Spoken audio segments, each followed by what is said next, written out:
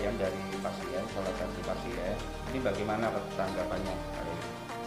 Oh, nggih, makasih teman dari media Mas Aka. Jadi program Sehati ini kan sudah diluncur ya, sudah beberapa tahun kemarin ya. Iya. Jadi sesuai dengan peraturan Bupati, bahwasannya program Sehati ini dipergunakan salah satunya memang untuk masyarakat Situbondo yang tidak mampu, baik yang masuk dalam DTKS maupun yang tidak masuk dalam DTKS.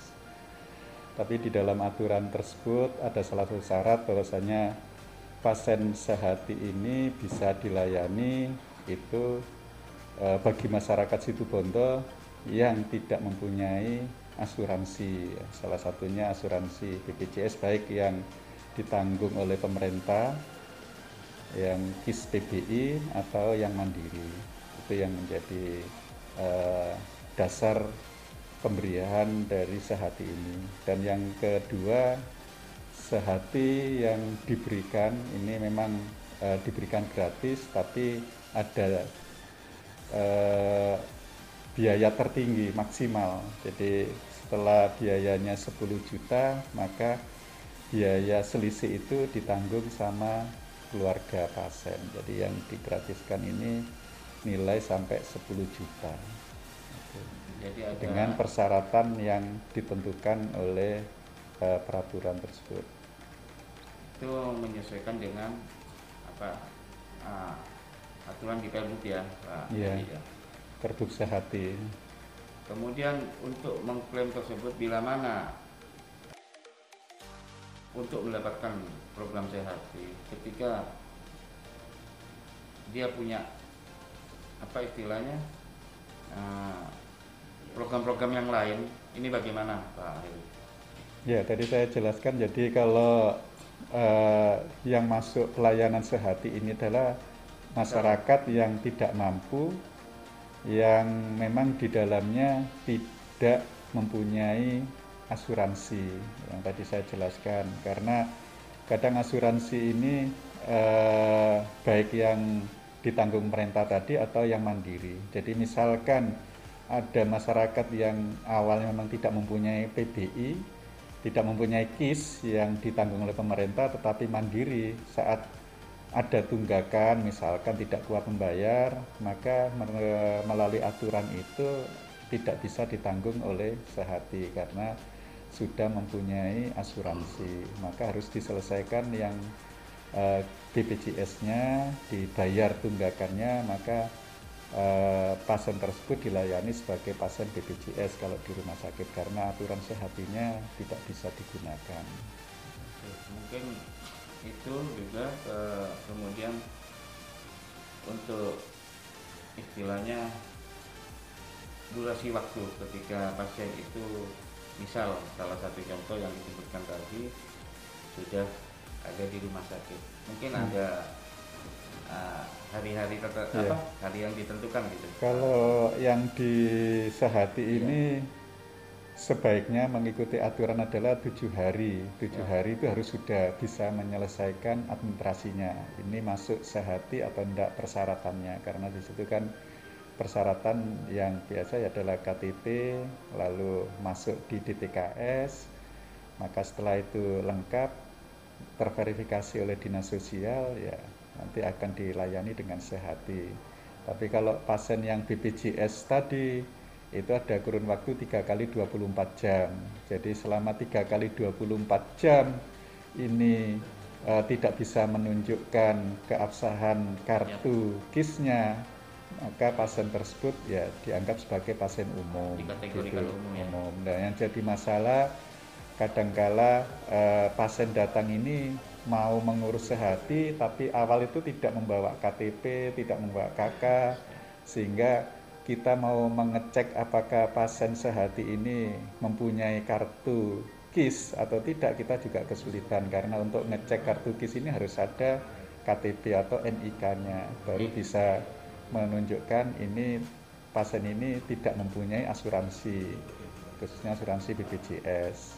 Karena yang sudah punya bridging, yang punya programnya adalah rumah sakit, ya NIK yang bisa langsung dilihat ini menjadi anggota BPJS atau tidak. Gitu. Ini NIK ya? NIK, ya. Sebenarnya kalau yang jadi masalah keluarga pasien ngaku sehati, tapi bisa menunjukkan NIK-nya itu setelah hari keempat, ternyata setelah dicek di NIK-nya itu pasien ini masuk di BPJS, maka dua-duanya tidak bisa tertanggung. Jadi pasien ini tidak bisa tertanggung BPJS karena kurun waktu 3 kali 24 jam harus cetak SIP, sedangkan sehati pasien ini sudah mempunyai asuransi maka tidak bisa ditanggung sebagai sehati. Jadi kita himbau awal kurang dari 3 kali 24 jam ini masyarakat bisa membuktikan bahwasannya benar-benar tidak tertanggung sebagai peserta asuransi khususnya BPJS. Siap. Atau memang tidak mempunyai. Gitu. Kemudian misal itu sudah tidak tercover ya Pak Heri ya.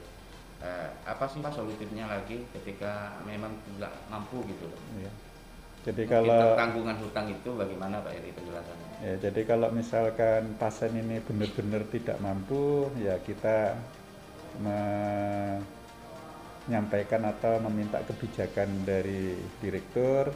Mungkin direktur akan memberikan sesuai dengan aturan yang ada. Nah, ini mungkin bisa dibuktikan dengan surat dari kepala desa bahwasannya masyarakat yang ada yang sedang dirawat di rumah sakit ini benar-benar tidak mampu dan nantinya rumah sakit sebagai kebijakan direktur akan memberikan suatu solusi apakah nantinya bisa dibayar setelah pasien itu pulang. Jadi seperti itu dengan pengakuan hutang. Jadi solutifnya itu ya. Iya. Untuk program sehari ini kan berjalan 1 tahun ya, Pak Heri ya, dalam masa kepemimpinan BK Bung Karna. Untuk program sehati ini anggaran yang dikeluarkan sudah untuk masyarakat berkisaran berapa setahun ini Pak? Kalau ini saya Pertanggung jawabannya belum, karena saya tidak ngecek ya, jadi yang pasti semua biaya yang sesuai dengan aturan syarat-syarat yang lengkap itu bisa dibiayai oleh Sehati. Kita klaimkan ke Dinas Kesehatan. Jadi mungkin untuk biaya Sehati ini sudah keluar berapa dari rumah sakit mungkin bisa ngecek di Dinas Kesehatan nanti, karena yang membidangi biaya ini kan yang mengelola biaya ini adalah di Dinas Kesehatan.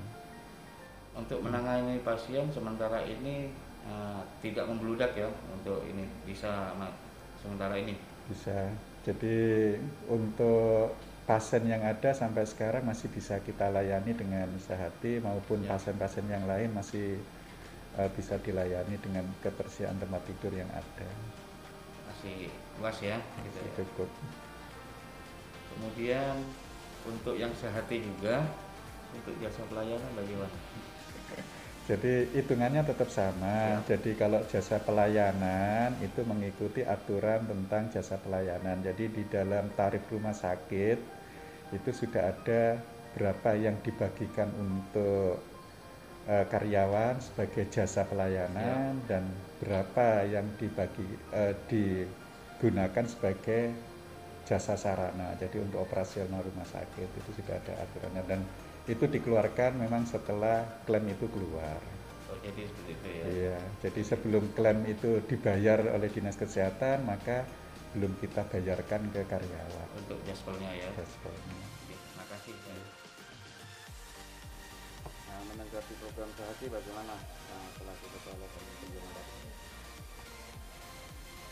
Ya, terima kasih dari media Arjuna.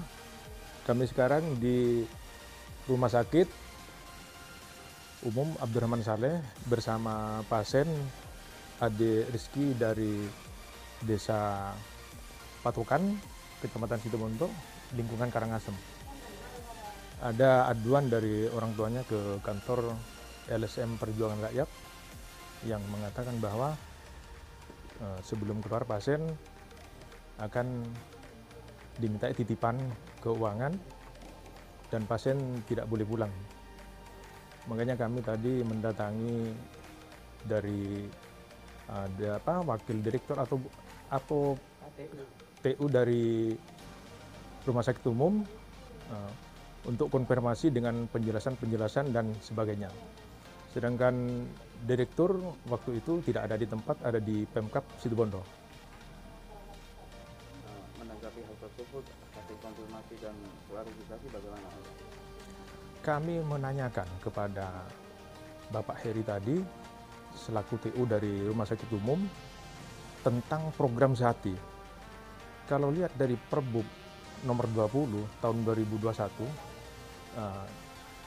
program dari pemerintah daerah, dan juga kita melihat peraturan dari Provinsi Menteri Kemenak nomor 39 tahun 2021, peraturan daerah ini dengan yang dikeluarkan Kemenak sangat imparsial sekali dalam masalah ini. Katanya kalau memang itu gratis, harusnya tidak dikenakan biaya ataupun tarif. Jadi kami akan mengirimkan surat atau melaporkan kepada Kemenak bahwa program Sehati adalah sertifikasi halal dan gratis. Berarti itu kan gratis, tidak ada biaya. Itu yang dipertanyakan, apakah peraturan daerah di situ betul di atas 10 juta dikenakan tarif, di bawah 10 juta tidak dikenakan tarif. Kita akan melayangkan surat kepada Kemenak nanti, kepada Bapak Yakut Holil Kumas. Dengan istilah maksimal itu 10 juta ya? Ya. Kemudian langkah-langkah apa juga yang akan diambil? Juga akan menyurati Menkes mungkin? Ya, kami akan ambil langkah sesuai dengan program pemerintah Sehati yang tadi katakan tadi, sertifikasi halal dan gratis. Kalau memang itu gratis, saya bilang mulai tadi, ya harus gratis lah. Jadi masyarakat biar berpikir itu tidak terlalu mengadu kepada kantor kami. Pak, ini gratis, nyatanya kok masih dibebankan biaya. Seharusnya kan gratis. Makanya kewenangan dari kementerian nanti dan peraturan yang diberikan kementerian Kemenak akan kita padukan dengan pemerintah daerah dengan adanya tarif 10 juta. Apakah itu benar-benar diperbolehkan atau memang ada ketentuan tarif, ataukah dari pusat itu memang 0% gratis seperti itu? Menanggapi uang titipan bagaimana? Dan istilahnya tadi ada solusi untuk penanggulangan hutang. Itu Ya. bagaimana? Tanggung jawabnya dari tingkat desa dan lain sebagainya. Sekarang kalau pasien dibebankan hutang, yang saya katakan tadi, bahwa pasien tidak boleh pulang karena ada ketentuan biaya yang harus diselesaikan 10 juta ke atas. Jadi pasien tidak boleh pulang. Dengan rincian itu harus memberikan titipan. Dengan titipan yang berbeda setiap pasien, ada yang 2,5 atau 3 juta itu boleh pulang. Jadi boleh pulang. Ya, tidak boleh tidak akan melakukan penahanan kepada pasien ya. Tapi setelah rincian itu di bawah 10 juta itu kenyataannya dari sana akan dikembalikan. Informasi dari rumah sakit akan dikembalikan. Tapi menurut saya, bagi pihak rumah sakit, karena ini berdampak kepada kesenjangan sosial dan masyarakat miskin ya, yang harus diperhatikan oleh pemerintah daerah atau pemerintah pusat, dan sudah diatur di Undang-Undang Pasal 34, fakir miskin dan anak-anak terlantar dipelihara oleh negara. Ini yang kami perjuangkan terus. Makanya jangan sampai pasien atau orang tidak mampu dibebankan hutang, baik tingkat desa, kecamatan harus berbuat kepada pasien seperti ini. Solusinya, bagaimana kalau tidak mempunyai BPJS, tidak bisa, tidak mampu membayar BPJS, apakah tidak dimasukkan ke program Sehati? Ini di mana letak kemanusiaan daripada kita sebagai bangsa Indonesia dan sebagai generasi nanti pendatang, kalau memang itu sakit terus terlantar dibiarkan, siapa pengganti generasi bangsa? Kalau tidak generasi kita ini seperti adik Rizky ini yang membutuhkan pertolongan dalam hal pembiayaan kesehatan gitu.